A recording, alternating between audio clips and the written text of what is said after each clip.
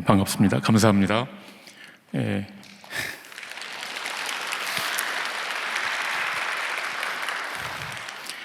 예, 호주 시드니에서 사역하고 있는 이정신 선교사입니다. 3년 만에 한국에 나오게 됐습니다. 이번에 저희 원로 선교사이신 저희 부모님을 제가 이렇게 모시고 나왔는데 이게 쉬운 발걸음은 아니었습니다.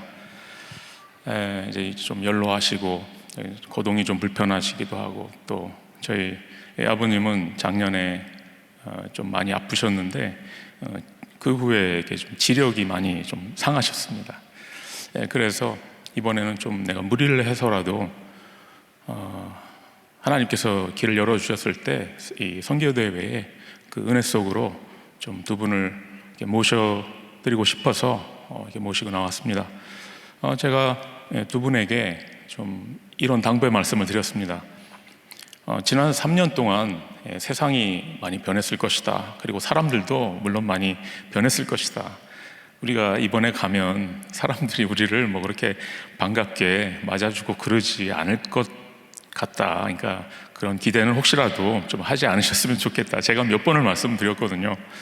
그런데 이번에 그 어느 때보다도 이렇게 맞아주시고 배려해 주시고 섬겨주시고, 또 이 중요한 자리에 조금 전에 담임 목사님 말씀하신 것처럼 많은 선교사들이 오셨는데 이 기회를 제가 이렇게 차지해도 되는가 싶은데, 제가 이번에 나오면서 저희 교회 성도들에게 이렇게 얘기했습니다. 저에게 어떤 제안이 오더라도 나는 결코 사양하지 않겠다. 뭐 이렇게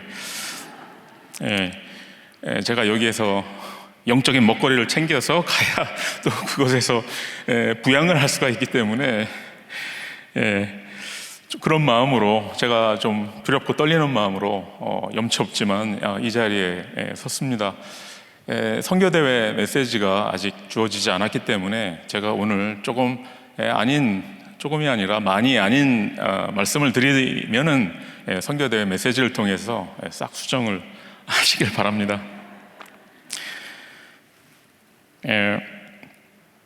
제가 3년 전에 하나님의 은혜로 호주 교회로부터, 저희가 빌렸었던 호주 교회로부터 그 교회당을 물려받게 되었습니다. 그 부분을 이제 3년 전에 제가 이렇게 보고를 드렸는데, 그 이후에 일어났었던 일들과 그 응답에 대해서 이어서 보고를 드리도록 하겠습니다. 여러분이 들으시기에는 사실 정말 이런 성전 앞에서 진짜 소꿉장난 같은 이야기일지도 모릅니다.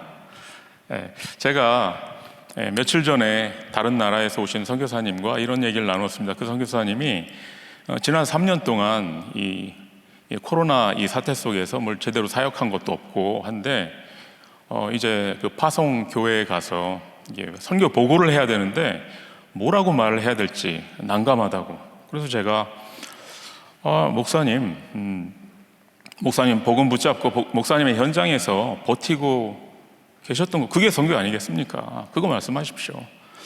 알아들으면 감사하고 못 알아들으면 그분들 책임입니다. 라고 이렇게 말씀드리고 나서 나는 뭐라고 말을 해야 되지? 여러분 기대를 많이 접고 들어주실 거죠? 여러분의 마음을 좀 녹여드려야 제가 마음이 편할 것 같아서 작년에 저희 헌당 저희는 매년 헌당 기념 예배를 이렇게 드리는데요. 그때 저희 랩런트들이 이렇게 아마 이렇게 찬양 영상을 만들었었던 것 같은데, 그거를 여러분과 함께 이렇게 함께 보셨으면 좋겠습니다.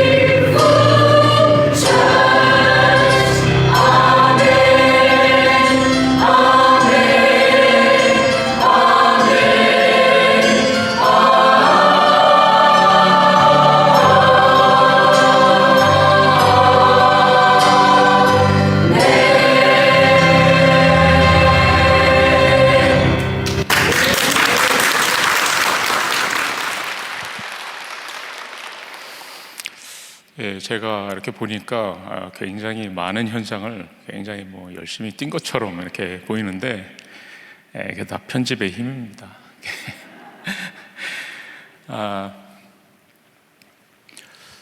저희가 하나님의 은혜로 교회당을 저희가 이렇게 물려받고, 그리고 이렇게 유목사님 바누아투 집회 이렇게 거쳐서 2019년도죠. 그때 저희 교회에서 헌당 예배를 이렇게 준비하게 됐습니다.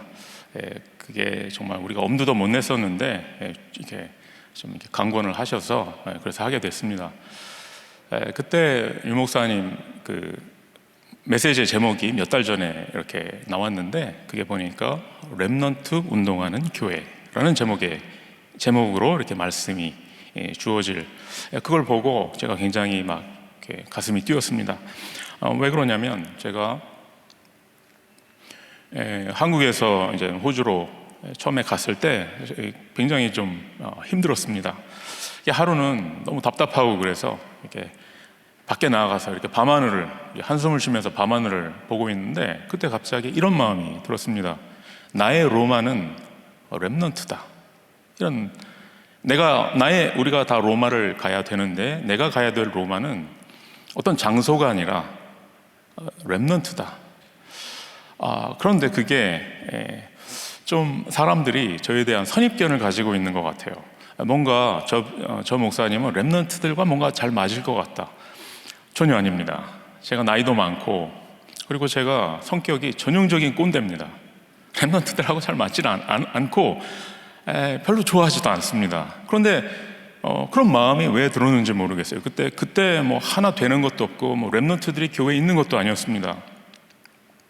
그래서 저는 그걸 언약으로 붙잡았습니다. 그런데 유 목사님이 저에 대해서 아는 바도 없으시고, 저는 유 목사님 개인적으로 이렇게 아는 그런 사이도 아닌데, 저희에게 그런 이렇게 메시지를 이렇게 주신다라는 게 저에게는 내가 틀린 언약을 잡은 게 아니구나라고 확인이 되어졌습니다.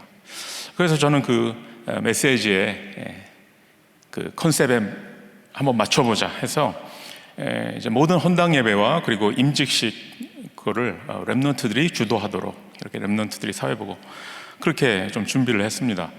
그래서 그거를 이제 그 총국 목사님에게 그렇게 하겠다고 했더니, 그렇게 하면 안 된다고, 중요한 분들이 그 자리에 오시는데 그렇게 이제 가볍게 하면 안 된다, 이렇게 하신 거죠. 그래서 제가 이 렘넌트 녀석들이 자기네들이 다 정해버리고 순서지까지 다 만들어서 그냥 인쇄를 다 해버렸습니다. 이제 바꿀 수가 없습니다 라고 했는데, 거짓말입니다. 아무것도 준비 안 돼 있었죠.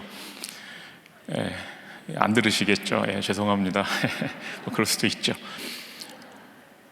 그리고 우리가 예배를 준비할 때 우리가 류 목사님이 한번 은혜를 받을 수 있는 예배를 준비해보자, 좀 이렇게 어떻게 하겠다는 건지는 잘 모르겠고, 어쨌든 좀 그렇게 해보자라고 했는데, 저희가 교회가 아까 화면에서 보셨겠지만 그렇게 작습니다. 작고 굉장히 낡고 그랬기 때문에 우리가 보수 공사를 한참 하고, 그렇게 해서 유 목사님 도착하는 그 당일 날에도 바로 그 몇 시간 전까지 뒤에서 트럭에서 그 공사 자재 치우고 있었습니다. 그리고 저희는 이게 최신형으로 이렇게 음향 시스템을 한다고 했는데 이게 세팅이 안 돼가지고, 그래서 유 목사님 음향 담당하시는 분도 이건 나도 처음 본다고 하면서 포기를 해가지고, 유 목사님이 메시지를 하는데도 계속 그 마이크에서 소음 나오고, 그래서 우리가 진짜 피가 마르는 그런 느낌이었거든요. 유 목사님 완전히 이렇게 화를 내시고 가면 어떻게 할까 그런 생각을 했는데, 유 목사님이 뜻밖에도 너무 이렇게 흐뭇한 표정으로 오랜만에 교회 같은 교회에서 예배를 드린다라고 하시면서 너무 은혜가 된다, 이렇게 말씀을 하시더라고요. 다음 날에 제가 공항에서 이렇게 인사를 드렸는데 저에게 은혜 많이 받았어, 이렇게. 그래서 제가 한참 자랑했거든요. 다락방 안에서 유 목사님에게 은혜 받았다는 말 들어봤어? 이렇게. 그때 담임 목사님 그때 이제 참석하셔서 축하의 말씀을 전해주셨는데, 어떤 말씀이었냐면, 복음 정신, 선교 정신, 이 정신. 제가 평생 잊을 수 없는, 그래서 너무 모두가 행복하고 참 은혜롭게 그렇게 헌당 예배와 임직식을 마쳤습니다. 유 목사님이 제가 이렇게 듣기로는 메시지가 끝나면 바로 자리를 떠나실 거다라고 그렇게 해서 다 각본을 짰는데 안 떠나시는 거예요. 근데 임직식 때 이렇게 올라오셔서 여기 저렇게 쓰고 잘해야지. 저는 이걸 도대체 어떻게 대처를 해야 될지. 그래서 저희 그때 임직 받은 장로님들에게 지금 다락방에서 유 목사님에게 안수받아서 저기 장로 된 사람 진짜 축복인 줄 알으라고 막 어떻게 참 그런 이게 응답들을 받게 됐을까? 저는 정말 응답이 없다라고 생각했거든요, 저의 인생에서. 그런데 보니까 없었던 게 아니고 오늘 본문의 말씀처럼 영세전에 감추어 두셨다가 하나님께서 감추어 두셨기 때문에 그 감추어 두신 응답을 이제 우리에게 나타내신 겁니다. 어떤 응답이냐? 부흥입니까? 치유입니까? 아닙니다. 나의 복음과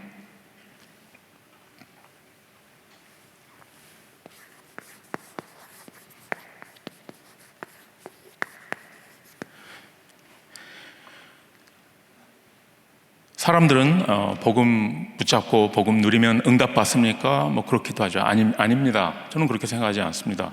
복음이 응답입니다. 복음의 응답들을 사람들은 쫓아가는데 복음이 응답입니다. 저도 몰랐습니다. 감춰두셨기 때문에. 그런데 나타내시니까 그제서야 알게 되었습니다. 저는 그 이전에 저의 과거와 저의 어떤 상처에서 벗어나려고 굉장히 몸부림을 쳤지만 벗어나지 못했습니다. 그래서 저는 복음으로도 상처는 안 되는구나, 이 과거의 굴레에서는 복음으로도 그건 안 되는구나 라고 생각을 했어요. 그런데 이 상처가 얼마나 중요한 자산이었는가를 그때 깨달았습니다. 우리의 과거는 실패도 아니고 성공도 아닙니다. 예수가 그리스도라는 이 복음이 영세전에 감춰두셨다가 이제 나타나셔서 그 복음이 나의 복음이 된 과정이었을 뿐입니다. 우리의 과거는 엄청난 자산입니다. 그걸 제가 깨달았습니다. 자, 그렇다면 어떻게 이게 나의 복음이 됐을까? 오늘 바울 선지자는 이렇게 얘기를 합니다. 영원하신 하나님의 명을 따라 선지자들의 글로 말미암아, 즉 바울 이전에 죽음으로 복음을 지키고 전달해 준 선지자들이 있었습니다. 여러분, 우리에게도 그런 선지자들이 있었습니다. 그게 누굽니까? 복음의 1세대들입니다. 류 목사님이 아무리 정확한 복음을 선포하신다 해도 그걸 알아듣지 못한다면 어떻게 되겠습니까? 근데 그걸 알아들었었던 복음의 1세대가 있었습니다. 알아들었을 뿐만 아니고 그 알아들은 복음을 위해서 모든 것을 버린 복음의 1세대가 있었습니다.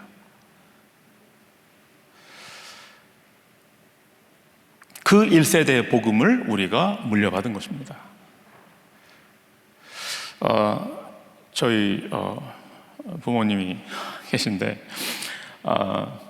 저희 이제 아버님이신 이종환 선교사님은 저희가 호주에 가서 물론 이민 목회가 다 힘들죠. 그런데 우리는 좀 비정상적일 정도로 힘들게 살았습니다.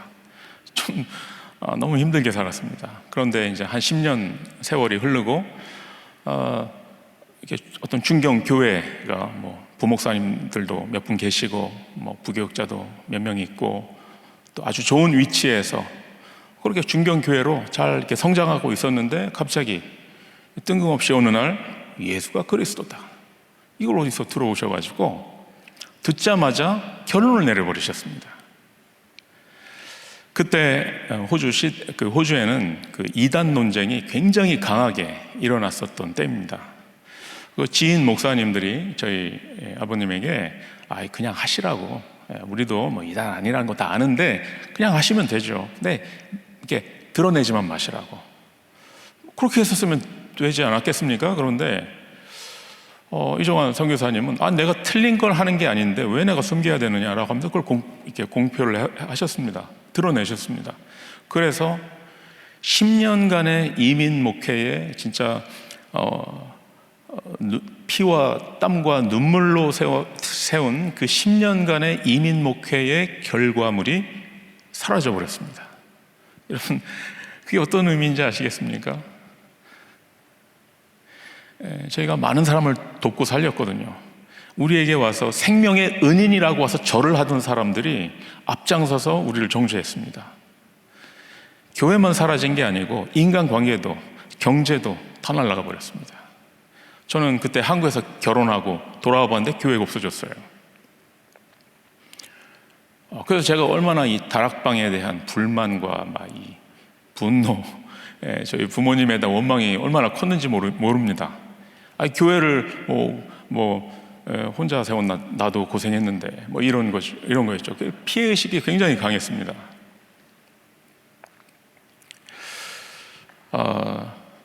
이런 이 문제는 끝난 게 아니고 지금도 현재 진행형입니다. 얼마 전에 저희 자녀가 구체적으로는 제가 좀 말씀드리긴 그렇습니다만 이 부분으로 굉장히 큰 상처를 받는 일이 생겼었습니다. 그걸 바라보는 또 저도 남의 일인 줄 알았는데 저도 아빠로서 굉장히 저도 오랫동안 마음이 이렇게 아팠었습니다. 이 복음의 1세대가 전달해준 복음이 이제 나의 복음이 된 겁니다. 여러분은 선교보고 하라고 했더니 무슨 말이냐? 저는 지금 선교보고를 하고 있는 겁니다. 사람들은 저에게 어떻게 하다 그런 응답을 받으셨어요? 어떻게 한 게 아니죠. 그렇게 된 거죠. 제가 뭘 한 게 아니라 그렇게 된 겁니다. 저는 항상 복음의 1세대 저희 부모님을 답답하다, 죄송합니다, 좀 무능하다 이렇게 생각을 했었거든요. 저분들이 눈물로 뿌린 씨앗을 제가 기쁨으로 지금 거두고 있는 겁니다. 렘넌트 운동이 뭡니까? 새롭고 혁신적인 걸 하는 게 렘넌트 운동이 아닙니다. 예전에 유 목사님이 온고이 지신이란 말씀도 이렇게 하셨는데, 복음의 1세대의 가치, 이게 복음의 1세대를 가리켜 이게라고 하는 게 아니라 복음의 그 믿음의 유산이 엄청난 자산입니다. 사람들이 비트코인에 요새 투자해야 된다 이렇게 말을 하는데 저는 거기에 투자를 하기로 마음을 먹었습니다. 지금 저는 선교 보고를 하고 있는 겁니다. 제가 좀 성격이 표현이 좀 4차원이라 죄송합니다만 저는 거기에 투자하기로 마음을 먹었습니다. 그런데 이 투자 초기 비용이 만만치가 않더라고요. 힘들더라고요. 제가 구체적으로 어떻게 했는지, 저희 부모님뿐만이 아니고 다른 복음의 1세대들을 제가 오른손이 한 일을 왼손이 몰라야 하기 때문에 지금 말씀을 못 드리겠습니다. 왼손이 보고 있기 때문에 쉬운 일은 아니었습니다만 그렇게 했습니다. 또 다른 복음의 1세대를 제가 복음의 1세대에게 제가 감사드리고 싶은 복음의 1세대는 담임 목사님이십니다. 제가 저같이 한국에 훈련받으러 해외에서 온 그런 어디서 굴러먹다 왔는지 모를 얼마나 많겠습니까? 그런데 저를 교육자로 세워주시고 또 마지막에는 교구를 또 이렇게 사역하게 그런 기회를 사람들은 이렇게 제가 믿음이 가게 그렇게 생기지 않았는데 믿어주시고 담임 목사님께서 믿어주셨기 때문에 저도 오늘 이 자리에 있다고 생각합니다. 또 한 분의 복음 1세대를 말씀드리고 싶습니다. 제가 하나님의 은혜로 이렇게 됐습니다라고 겸손한 투로 말했지만 사실 저의 마음속에는 내가 잘했지, 내가 잘했고 관계도 잘해, 그래서 교회를 물려받은 거지라고 생각을 했었습니다. 그런데 그 호주 교회 장로님이 계신데 그 장로님 원래는 그 호주 교단에서 그 교회 건물을 이렇게 개발업자에게 이렇게 팔아서 처분하려고 했었다고 그렇게 들었습니다. 그런데 이 장로님이 그렇게 안 되도록 뒤에서 엄청 뭔가를 하신 거예요. 이분이 굉장히 꼼꼼하고 치밀하신 분인데, 그래서 회의할 때 2중 3중으로 막 각본을 짜가지고 그렇게 우리에게 교회가 이렇게 돌아오도록, 물려받아지도록 그렇게 각본을 뒤에서 철저하게 2중 3중으로 그렇게 짜셨다는 말씀을 얼마 전에 그분이 소천하셨는데 그 장례식장에서 들었습니다. 제가 저에게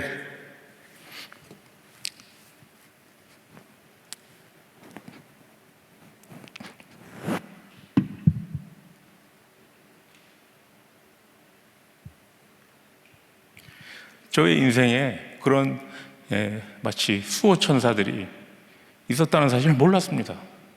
그래서 맨날 상처, 맨날 원망. 여러분은 행복하십니까? 제가 보니까 행복할 조건이 다 갖춰주셨어요. 이보다 어떻게 더 행복하겠습니까? 행복하십니까? 복음편지 일과가 뭐죠? 인간은 왜 행복이 없는가? 그렇다면 그것을 전하는 우리는 행복한 사람이 되는 게 맞는 거죠. 얼마나 복음을 잘 전하는 게 아니고 복음으로 행복한 사람이 복음을 전해야 되는 거 아니겠습니까? 하나님은 우리에게 행복할 조건을 주셨습니다. 그게 바로 복음의 1세대들입니다. 복음의 1세대가 없이 무슨 선교고 뭐가 있겠습니까? 저는 거기에 제 표현입니다만 투자해야 되겠다.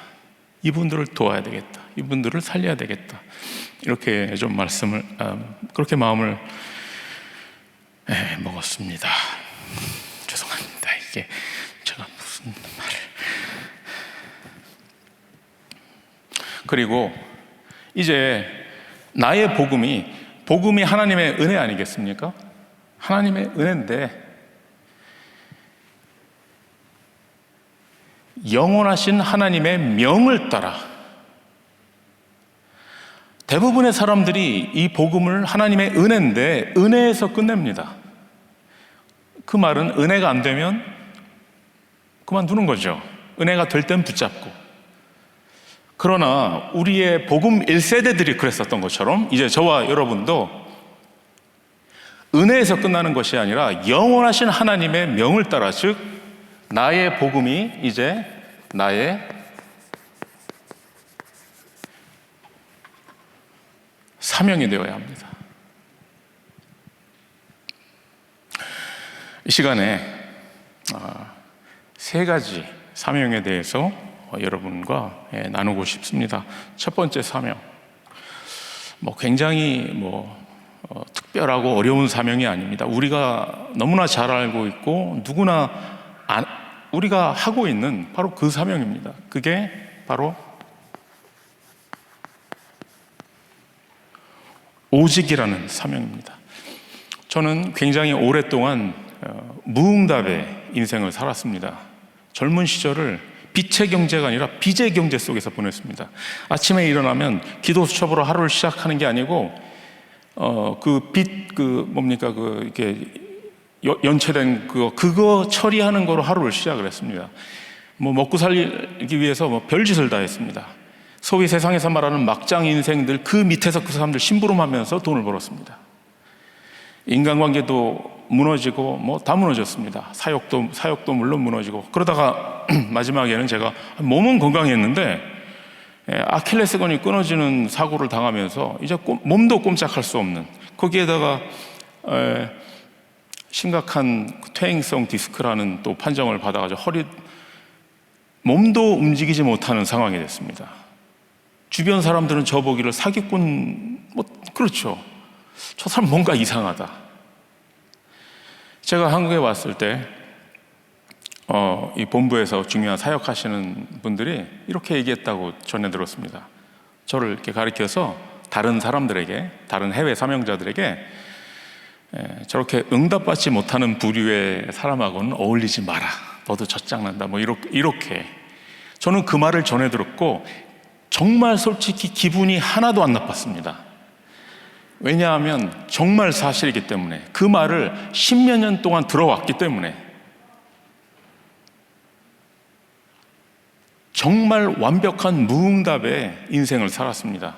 그런데 그게 응답이었습니다. 그게 왜 응답입니까? 우리가 복음 붙잡으면 두 가지의 응답이 반드시 옵니다.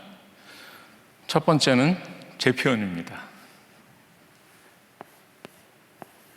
플러스의 응답. 또 하나는 마이너스의 응답. 제가 만들어낸 말입니다. 플러스의 응답. 복음 붙잡고 복음 누리고 복음 깨닫고 복음 전했더니 축복받고 은혜 받고 치유받고 응답받고 플러스의 응답. 그런데 저는 그 반대, 있던 것도 무너지고 사라지고 경제도 사라지고 친구도 사라지고 인간관계도 사라지고 뭐 사역도 사라지고 건강도 사라지고 모세도 사라지고 엘리야도 사라지고 그러다가 그리스도만 남은 겁니다. 제가 믿음이 좋아서 오직이 아니고, 누구는 복음 깨달아서 오직을 했다면 저는 그게 아니고요, 다른 옵션이 없어져가지고 오직이 남은 겁니다. 그게 보니까 하나님이 저에게 주신 응답이었습니다. 사람들은 이 응답만 응답이라고 생각하는데 저는 이 응답이야말로 궁극적인 응답이라고 생각합니다. 모세도 사라지고 모세하고 예수님하고 엘리야하고 같이 있는 게 그게 응답입니까? 모세도 사라지고 엘리야도 사라져야죠. 하나님은 저에게 그 응답을 주셨습니다. 복음은 옵션이 아닙니다. 옵션이란 말 아시죠? 있으면 좋고 없어도 좀 불편하지만 괜찮은 뭐 그런 걸 옵션이라고 하지 않겠습니까? 복음은 옵션이 아닙니다. 라합에게 정탐꾼들이 붉은 끈을 매라, 그러면 너와 내 가족은 산다. 그 붉은 끈이 라합에게 옵션이 될 수 있습니까? 붉은 끈이 있으면 사는 거고 없으면 죽는 겁니다. 만약에 붉은 끈이 없다, 남의 집에 가서 훔쳐와서라도 붉은 끈을 맸을 거 아니겠습니까? 우리에게 있어서 복음은 좋은 게 아닙니다. 뭐 은혜로운 아닙니다. 복음은 우리에게 있어서 라합에게 있어서 그 붉은 끈과도 같습니다. 복음은 옵션이 될 수가 없습니다. 제가 왜 옵션을 얘기를 하냐면 복음의 가장 큰 적이 옵션이기 때문에 그렇습니다. 저도 이렇게 응답이 없었을 때는 오직 같았는데 저도 응답을 받고 나니까 이 응답들이 옵션이 되고 그 옵션들이 오직이 되고 오직 복음은 옵션이 되고 그렇더라고요. 예전보다 저는 더 정확하게 오직 그리스도를 말하지만 그거는 표현력이 늘어났을 뿐. 그래서 제가 이번에 올 때에 내가 이 오직의 사명을 회복해야 되겠다는 그런 마음을 가지고 왔습니다. 여러분께서 제가 다른 게 아니고 오직의 파수꾼이 되도록 기도해 주시면 감사하겠습니다. 저도 임마누엘 교회가 응답과 축복의 증인이 아니라 오직의 증인, 오직의 파수꾼이 되기를 저희도 기도하겠습니다. 제가 그 호주 교단에 저희 교회가 이제 가입을 하게 되었습니다. 제가 그 부분을 유 목사님께 이렇게 카톡으로 말씀드렸더니 한국에서는 자네가 그 현지 교단에 가입을 하면 좀 오해하는 사람도 있을 것이다, 이렇게 말씀을 하셨는데요. 여러분만 오해 안 하시면 되지요. 제가 어떻게 딴 걸 할 수가 있겠습니까? 영세전에 감추어 두셨다가 이제 나타내셨는데 어떻게 내가 이걸로 놔두고 딴 걸 하겠습니까? 어떻게 복음의 1세대가 지키고 전달해 준 그 복음을 놔두고 어떻게 내가 딴 걸 할 수 있겠습니까? 라고 말씀은 드리고 싶었지만 그냥 제 마음으로만 카톡으로는 알겠습니다 뭐 이렇게. 여러분, 오직은 그냥 딴 걸 안 하는 겁니다. 딴 짓을 안 하는 거고 어렵지 않죠. 오히려 능력자들이 이걸 못 깨닫는 것 같아요. 너무 잘하기 때문에. 오직은 뭘 잘하는 게 아닙니다. 그냥 딴 짓을 안 하는 겁니다. 하나님은 저에게 이렇게 말씀하시는 것 같아요. 저희 과거를 이렇게 돌아보니까 너는 그냥 이것만 해라. 오직만 해라. 근데 잘 못하겠어? 괜찮아. 딴 것만 하지 마. 딴 것만 하지 마. 내가 보좌의 축복을 너에게 줄게. 땅끝까지 못 가겠어? 괜찮아. 딴 데로 가지만 마. 내가 시공간을 움직여 줄게. 저는 우리가 열심히 뛰어야지, 뭔가 추진하고 뭔가 기획하고 뭔가 해야지 뭔가 땅끝과 가까워지는 줄 알았습니다.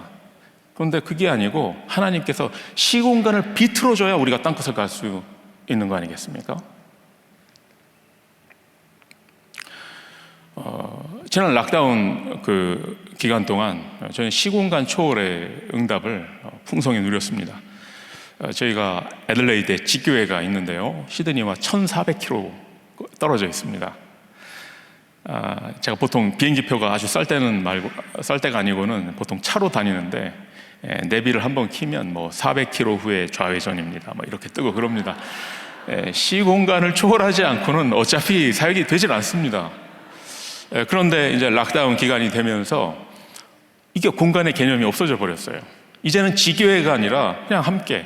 그래서 전에는 그냥 그쪽에서 우리가 드리는 송출하는 예배를 유튜브로 그냥 봤다면, 이제는 제가 한 달에 한 번씩 가서 그쪽에서 예배를 드리면 그쪽에서 송출하고, 이제는 다락방 어떤 사역은 어느 지역에서 인도하고, 또 다민족 예배는 그쪽에서 인도하고, 이런 식으로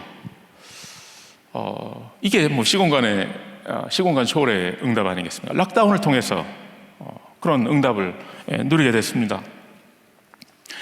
제가 렘넌트들에게 이렇게 얘기를 합니다. 너희는 굳이 엘리트가 될 필요 없어.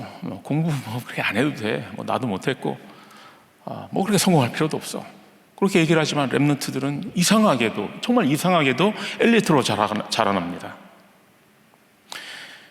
아까 사진에서 어린아이들이, 이게 아기들이 많은데, 이게 성도 비율로 본다면 아이들이 많은데, 이 아이들은 교회에 오면 교회라기보다는 좀 이렇게 대가족으로 생각을 하는 것 같아요. 그래서 원로 목사님한테 목사님께 인사드려, 이게 아니고 할아버지에게 인사드려, 할머니에게 인사드려. 그럼 할머니는 뭐도 주시고 잔소리도 하고, 저는 큰아빠 이 정도로 생각을 하는 것 같아요. 그냥 시골 교회, 조그만 무슨 개척교회 같은 그런 교회처럼 여러분에게 들릴지는 모르겠습니다만, 저는 교회 규모, 저는 그렇게 모르겠습니다. 저는 그냥 복음으로 행복한, 그냥 오직을 가지고 행복한 그런 교회가 되기를 바랍니다.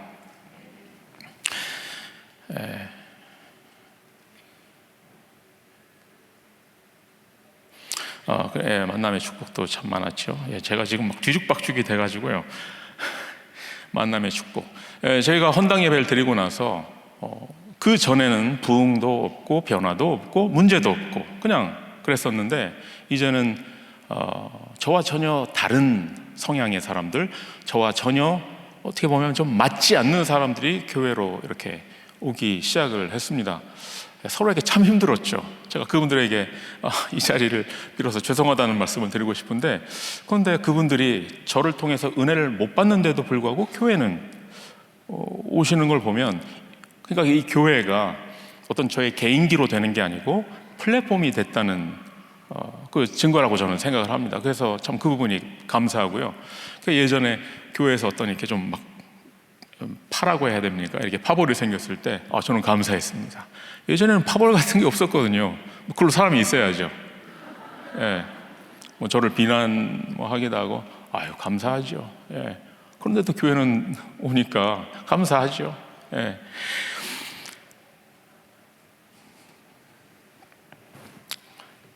오직의 파수꾼이 되시기 바랍니다. 두 번째 사명이 있습니다. 그러면은 아무것도 필요 없이, 아무것도 없이 살라는 말입니까? 응답도 필요 없고 뭐도 필요 없고 아무것도 필요 없다는 말입니까? 아니죠. 우리가 오직의 파수꾼이 될 때 하나님은 우리에게 모든이라는 응답을 주십니다. 오직과 모든은 연결되어 있습니다. 우리가 오직을 할 때 모든 민족, 모든 나라, 모든 사람, 많은 사람이 아닙니다. 모든 사람입니다. 저도 많은 사람을 살리려고 했습니다. 그런데 이 많은 사람이라는 게, 그러니까 저하고 안 맞는 사람, 내가 싫어하는 사람은 아니잖아요. 근데 모든이라는 거는 예외가 존재하지 않죠. 제가 모든을 해보려고 결단했을 때 제가 계산하지 못해서 어떤 특이점이 발생을 하는 걸 경험을 했습니다. 하나님의 나라가 임하는 걸 체험을 했습니다. 아니, 그 사람이 이렇게 변할 줄은 몰랐어요.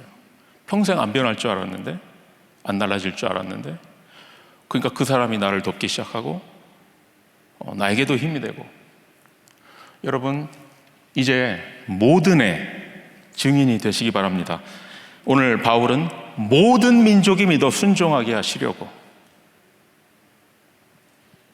하나님의 소원이고 하나님의 계획입니다.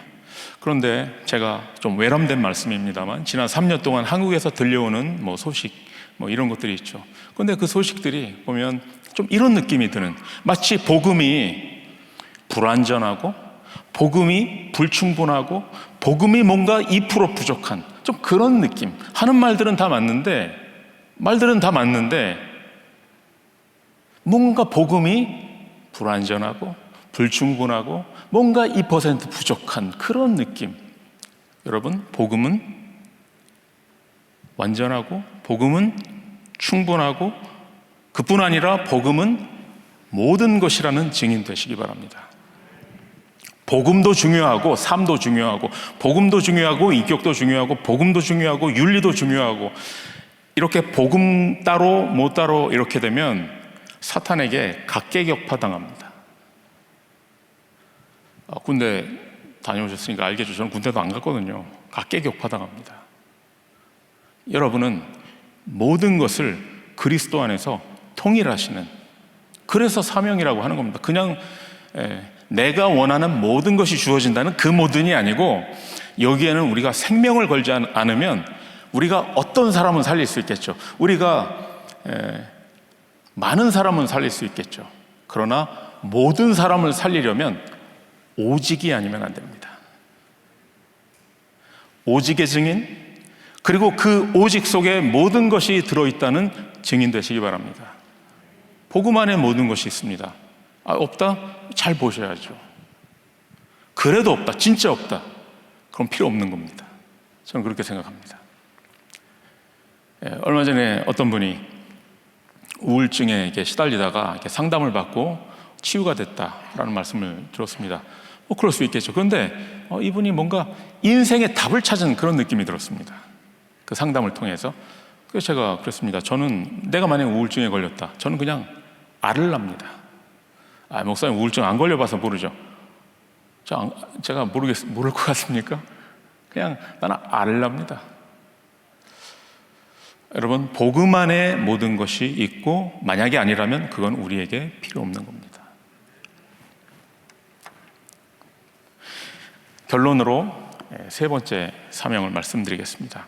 바울의 서신서 중에서 가장 중요한 로마서를 로마 교회에게 전달했습니다. 그리고 그 로마 교회는 정말로 로마를 정복했습니다. 저희 교회와 그리고 임마누엘 교회가 그런 교회가 되기를 바랍니다. 우리의 세 번째 사명은 그래서 교회입니다. 교회 없이 어떻게 오직을 할 것이며, 교회가 아니고 어떻게 모든의 응답을 담겠습니까? 제가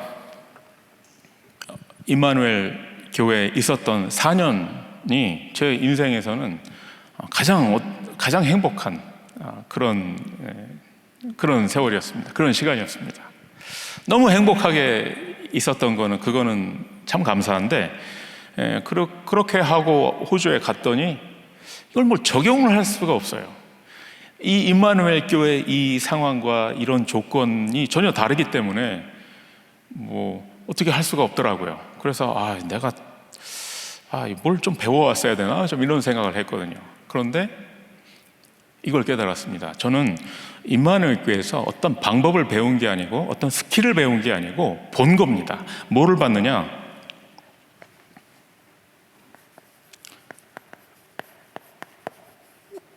도피성으로서의 교회를 봤습니다. 제가 도피를 했고요. 제가 호주에서 건너올 때 도망치듯이 건너왔는데, 그때 제 여기 발목에 제가 수술을 또 뭐 했는데 낫지를 않아가지고요. 피가 흐르는 거를 붕대로 감고 그렇게 하고 한국에 왔습니다. 그리고 임마누엘 교회가 저에게는 도피성이 되어주었습니다. 단지 도피만 한 게 아니고 저를 주역의 자리에 이렇게 세워주시고 제가 그걸 봤습니다. 제가 교회는 도피성이 되어야 되겠다라고 좀 결단을 했습니다. 그러자 도피성이 되어야 할 상황이 생기고 도피성이 필요한 사람들이 만나시더라고요. 여러분 아시겠지만 도피성은 이게 뭐 이익을 창출해내지 않습니다. 도피성은 기회 비용이 엄청납니다. 유지 비용이 엄청납니다. 많은 손해를 감수해야 됩니다. 제가 자세한 말씀은 못 드리겠지만 지난 3년 동안 굉장히 많은 위기가 있었습니다. 제가 너무 겁이 나가지고 금식 기도가 아니라 금식을 하고 막 밤에 잠을 못 잘 정도로 그렇게 겁나는 상황이 있었습니다. 그때마다 제가 교회가 문을 닫는 한이 있어도 한번 복음의 원칙을 지켜보자. 그 원칙이란 거는 제가 생각하는 원칙은 교회는 도피성이 돼야 된다. 교회는 옳고 그름이 지배하는 법정이 아니다. 어떤 효율과 능률로 움직이는 기업이 아니다. 이익 집단이 아니다. 손해를 치르더라도 우리가 희생을 하더라도 도피성이 한번 돼보자. 그렇게 말했을 때 저희 교회 중직자들이 참 착하신 분들이거든요. 저는 착한데 좀 유능했으면 좋겠다는 그런 마음이 있었는데 그게 아니고 착하다라는 게 하나님이 보좌의 축복을 주시기 아주 좋은 그 조건이었는데 그걸 제가 몰랐어요. 그 착한 이 장로님들이 순진하게 목사님 그렇게 합시다. 뭐 교회가 뭐 문을 닫는 것이 뭐 이렇게 하면서 막 의기투합해서 뭐 그렇게 하기도 하고 막 그런 식으로 위기를 많이 이렇게 저희가 맞았는데 그래서 교회가 문을 닫았습니까? 아닙니다. 오늘 말씀의 마지막 부분에 이 복음으로 너희를 능히 견고하게 하실. 저는 복음의 파수꾼이 되려고 마음먹었을 뿐인데 하나님은 그 복음으로 저를 견고하게 지키셨습니다. 저희 교회를 견고하게 지키셨습니다. 하나님은 그 복음으로 임마누엘 교회를 견고하게 지키실 줄 믿습니다. 제가 아까 말씀드린 그 호주 교회 장로님 참 훌륭하신 분인데 그분이 저희가 이제 교회를 빌려 쓰고 있었을 그 시절에 이 장로님이 한 번은 저희가 막 아이들이 막 교회에서 어떻게 해가지고 뭐 이렇게 뭐가 좀 망가졌었어요. 그래서 제가 죄송하다고 하니까 그 장로님이 아니라고. 그러면서 그 장로님이 저에게 교회는 자꾸 보존하려고 하면 무덤이 된다. 교회는 써서 없애버려야 된다. 그분이 말 그대로 그냥 교회는 써서 달아서 없애버려야 된다. 이렇게 말씀을 하시더라고요. 그래서 제가 아멘 했는데 그 교회가 주어지고 나니까 이제 저는 교회에서 뛰지 마 이러죠. 모든 교회가 자기 교회를 보존하려고 할 때 하나님의 소원을 237을 위해서 교회를 써버리는 그런 임마누엘 교회가 되기를 바랍니다. 그때에 하나님은 저와 여러분의 교회를 견고하게 지키실 것입니다. 세세 무궁토록 하나님께 영광을 돌리는 교회로 만드실 겁니다. 기도하겠습니다. 하나님 감사드립니다. 우리에게 영세전에 감추어 두셨던 이 비밀을 우리에게 이제 나타내심을 감사드립니다. 거기에 우리의 생명을 걸게 하여 주시옵소서.